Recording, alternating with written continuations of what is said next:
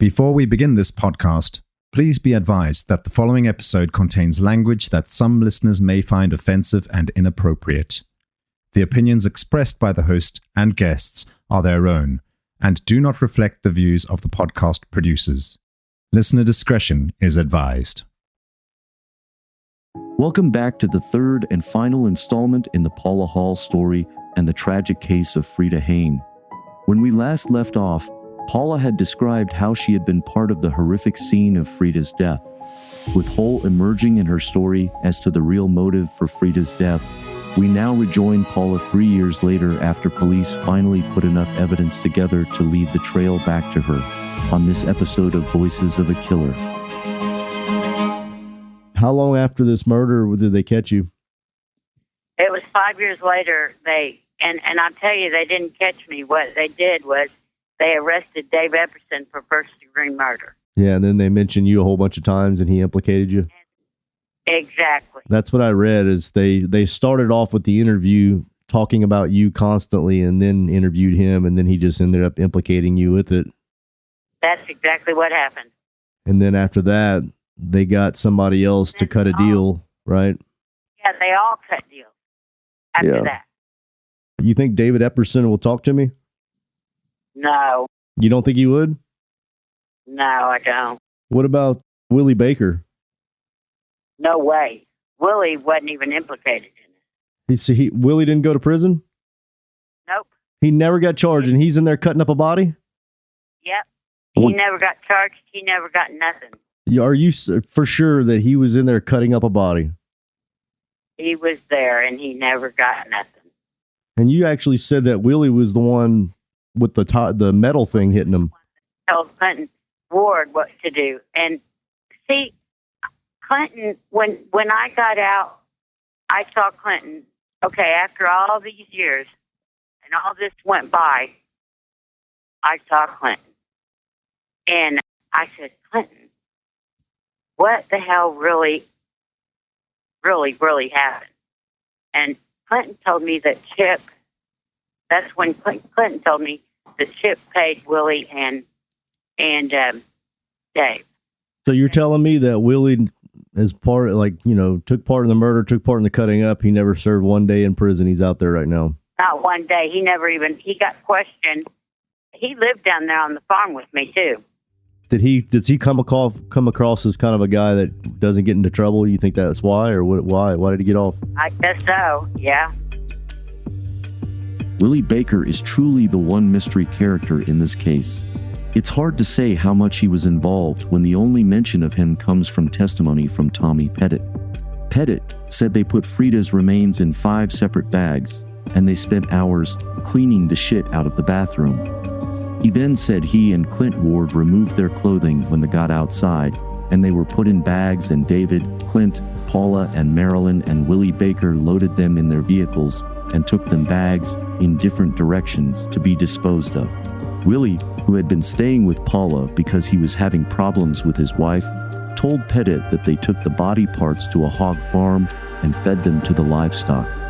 According to Paula, he didn't face any charges, and we can't find any evidence of him having done so too. As for David Epperson, Paula's former lover, he ultimately struck a deal with authorities. David testified against Paula, recounting his involvement in moving Freda's body and cleaning up the scene. In exchange for his cooperation, the murder charge against him was reduced to tampering with evidence, and he received just 4 years in prison. David's DNA, left at the scene after he cut his hand during the cleanup, was the key evidence that linked him and ultimately Paula to the murder. Then there's Billy Wayne Hall, Paula's former brother-in-law, who was implicated in both the murder and the dismemberment of Freda Heyn's body. Initially, charges against Billy Hall were dropped due to a lack of evidence, but new charges, including second-degree murder and kidnapping, were later filed against him after additional evidence surfaced during Paula's trial. Like David, Billy Hall was heavily involved in the events surrounding Freda's death, but he managed to elude conviction for some time, going on the run before eventually being captured by authorities. The legal proceedings surrounding Billy were complicated by his other criminal activities, and the murder and kidnapping charges were dropped. Eventually, he was sentenced for possession of marijuana in 2018 to a 15-year suspended sentence. As for Clinton Ward and Tommy Pettit, their roles in the dismemberment of Freda Heyn's body were also brought to light during the investigation. According to Paula, both men were called to assist in cutting up Freda's remains. While Tommy reportedly refused to participate, Clinton Ward was more directly involved, urging the others to get it over with. Despite this, neither Clint nor Tommy faced the same level of prosecution as Paula or David, with Tommy even managing to avoid significant punishment. Their involvement highlights the complex network of individuals surrounding the crime and raises questions about the deals that were made to secure testimony in exchange for reduced sentences. Nevertheless, due to David's testimony, Paula was sentenced to 20 years in prison, as this news report from the Time points out. It took a Taney County jury just 4 hours and 10 minutes to convict Paula Hall of Sparta of second-degree murder. Christian County prosecutor Ron Cleek says the verdict came back Wednesday night on the lesser charge. Hall had been charged with first-degree murder in the killing of Freda Heyn of Oldfield in November of 2003. Heyn, who was 68 years old, died from a blow to the back of the head from a golf club. Hall will be sentenced April 3rd in Ozark. The trial was held in Taney County on a change of venue from Christian County.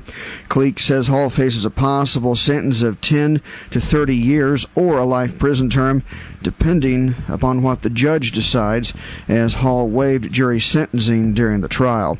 Greg Brock, Missouri Net, Branson. Paula Hall went on trial before a jury in Taney County in January 2009, represented by criminal defense attorney Rita Sanders, a former police officer turned attorney. Paula's family had retained Sanders after a public defender recommended that Paula plead guilty in return for a 30-year prison term. The family provided $2,500 for an investigator, and Sanders represented Paula without charge for the next 7 years. At the trial, David Epperson told the jury that Paula had killed Freda Heyn because Freda had caught David and Billy Wayne Hall cooking methamphetamine, and they feared she would alert authorities. Lisa Bonham, a woman who was in the same lockup cell with Paula after Paula was arrested, testified that she overheard Paula tell others in the lockup that she had killed Freda. Forensic pathologists testified that Freda had suffered a skull fracture, but they could not link the head wound to being struck with a golf club, as claimed by David Epperson. On February 4th, 2009, the jury convicted Paula Hall of second-degree murder, and she was sentenced to 20 years in prison. But just 2 years later, Paula was granted an appeal and a new trial. So whenever you get arrested, obviously you're probably not the one that murdered, not the one that cut him up, but you certainly should have said something. I mean, knowing that that's somebody's loved one, you know what I mean? But you didn't. But you got off on a technicality. Did you, in prison, you probably heard, it's like a really, really slim chance for getting an appeal. Like, people just don't get it hardly ever. But you actually got one. Yeah. Did you think it was a long shot? Yeah, I was very surprised that I got it. What was that like? What was that like getting that? Were you in there when they came in there and said, "Hey, you're done. You're free. Pack up"? Yeah, I mean, I couldn't believe it. And my attorney had told me it was going to happen, but I still didn't believe it. In 2011, Paula was granted a new trial after the trial judge ruled that prosecutors had failed to disclose to the defense that Lisa Bonham had been convicted of passing bad checks, forgery, and violating probation in Christian County. Prosecutors also failed to disclose that Bonham had charges pending in Greene County at the time of Paula's trial. Additionally, the judge found that the prosecution had failed to disclose that it had reduced Bonham's 5-year probation sentence to 120 days with time already served, and asked Greene County prosecutors for leniency for her charges in that county. Prosecutors appealed the ruling, and the Missouri Court of Appeals upheld the granting of a new trial in 2013. On May 30th, 2013, Paula was released on bond pending a new trial. By that time, murder charges against Billy Wayne Hall had been dismissed for lack of evidence. On October 8th, 2013, the judge acquitted Paula Hall and found that David Epperson, a longtime meth user, cooker, and seller, has not, and has no intention of telling the truth.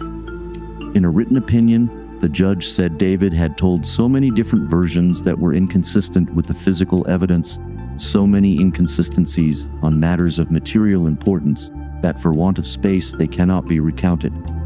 Moreover, the judge noted that Tommy Pettit testified that he went to Freda Heyn's home with Billy Wayne Hall, and there was a dead body in the kitchen.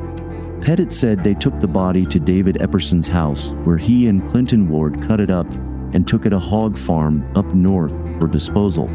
Pettit claimed that a woman named Deb or Debbie was at the home and that she had ordered Pettit to cut up the body. The prosecution contended that the woman was Paula Hall, although Pettit had failed to identify Paula in a photographic lineup, had described the woman as very large and at least 5 feet, 5 inches tall. Paula Hall was about 130 pounds and 5 feet, 2 inches tall. The judge found that Pettit was a chronic meth user with an extensive record of convictions who was facing numerous charges that were dismissed or resulted in probation in exchange for testifying against Paula, and that Pettit's testimony of seeing Paula Hall at the home when Freda Heyn was killed was worthless, and noted that at the time of the crime, David Epperson had been dating a woman named Debbie. By his own admission, Mr. Pettit has been high for years, the judge ruled. The likelihood of Tommy Pettit telling the truth he may remember is very slim. In acquitting Paula Hall, the judge also noted that 2 pathologists had testified that their examinations of Freda Heyn's skull showed some indentations on the front and a fracture on the side, but that neither could rule out that the fractures were the cause of death or had been caused after the head was discarded in the forest. Paula walked free from prison and had this to say. How did you find out that you were leaving today? They just told me to line up on the blue line with all my property. What did you think was happening? I knew that was time to go. It's been a long time coming for you. Yeah. Praise God. It's going to be all right. So what's going through your mind right now? What do you think? I'm in shock. Got a lot going through my head.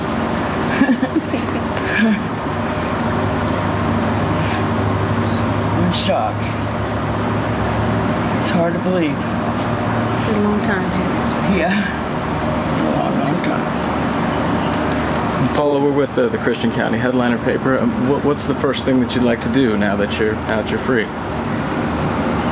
Go eat something. That's what I said. We take her to eat something. Probably hold them grandbabies. Yeah, and hold the grandbabies. Yeah. And go eat something, hold the grandbabies. And I'd like to go speak with the people at the church that have been praying for me. And I'd like to tell them my testimony and how I feel and what I've learned and where I've went, where I'm going. What are some of the... I'm sorry, go ahead. Because they've been praying for me, and that's meant the world to me, you know?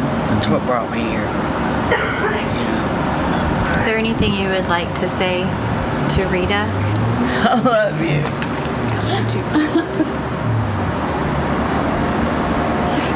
I love Rita. She's been good to me. She's treated me like gold.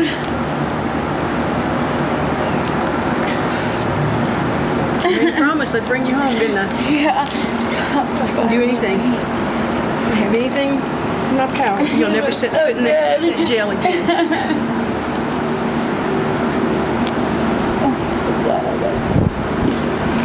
I've been trying to call you. I've been here. I was at the Greene County Jail, and then so you ready to go get something? Yeah, can we go now? Okay. After the break, we let Paula have the final word, and we find out exactly why she is behind bars again. And when I got out, I went to a Christian home and stayed and got my associate degree in theology. Okay. That's good. So you started to better yourself, and then you said your spouse passed away? Yep. What did you steal to get a charge like that? A ring. Whose ring? It was a Walmart ring. Oh, you went to Walmart and shoplifted? Yeah. Oh. That wasn't worth it, was it? No, it wasn't. Yeah. They got cameras everywhere. You know that, right? Yeah. I never understood stealing on camera. That always boggles me. Yeah. I was pretty fucked up. Yeah. I'm sure, hopefully, when you get out, you're not going to do meth anymore. No, I'm not. I'm going to a Christian home again. And you know that if you see somebody cutting somebody up, the best thing to do is, tell somebody as soon as you get a chance. Yeah. Yeah, I realize that. But I was afraid for my life. Well, I'm going to give it a shot to reach out to David either way. Hopefully he's not in Potosi because it's harder for me there. But Paula, I appreciate you opening up to me, and take it easy. All right, thank you. All right, bye-bye. Bye.